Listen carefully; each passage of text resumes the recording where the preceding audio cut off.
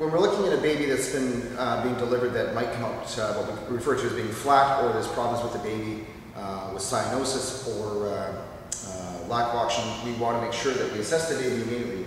If you're expecting the baby to have complications when it comes out, whether it's a breech presentation, what the EMR responder should do is ensure that there's a second unit underway, and to have an area set up for you to recess the baby in versus just doing it in mom's abdomen. So obviously once baby's delivered and we realize the baby is flat or shows signs of central cyanosis, we've put a receiving blanket down, and we've also got a small towel roll for the baby's body in order to keep the head back. So if we place the towel roll in this position and place the baby on top of the towel roll, its head will naturally fall back slightly because of the size of its head compared to an adult. So this will facilitate opening the airway.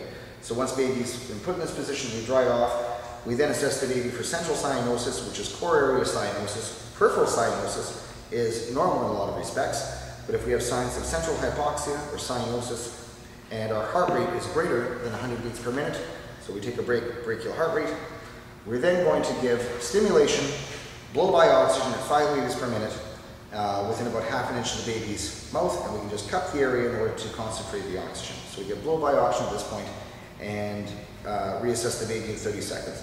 If there's no improvement and it still shows signs of central hypoxia or central cyanosis and our pulse rate is dropped below 100, we then are going to assist ventilations with the baby, and we're going to do it at approximately 1.5 breaths per second to a rate of 40 for 30 seconds prior to reassessing. So again, a breath every 1.5 seconds to a rate of 40 and reassessing after 30 seconds. So putting the mask in the proper position between the chin and the lip, over the nose, pulling back on the head slightly, don't over or hyperextend the head and neck in a newborn, and then we give them a breath until we see chest rise and fall every 1.5 seconds.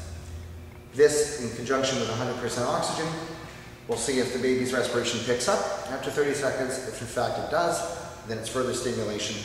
If not, and the baby's heart rate falls below 60, we then, at that point, start CPR according to accepted standards. And we use a circumferential technique for CPR. So we have another attendant bagging, if need be, and the other attendant doing CPR.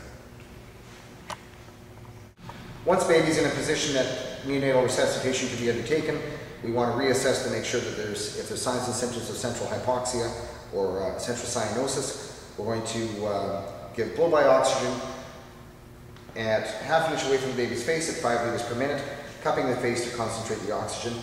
That is if the heart rate is greater than 100. If the rate drops below 100 heart rate, we're then going to assist by stimulating the baby and bagging the infant at a breath every 1.5 seconds. We give a breath, and Brian will demonstrate that.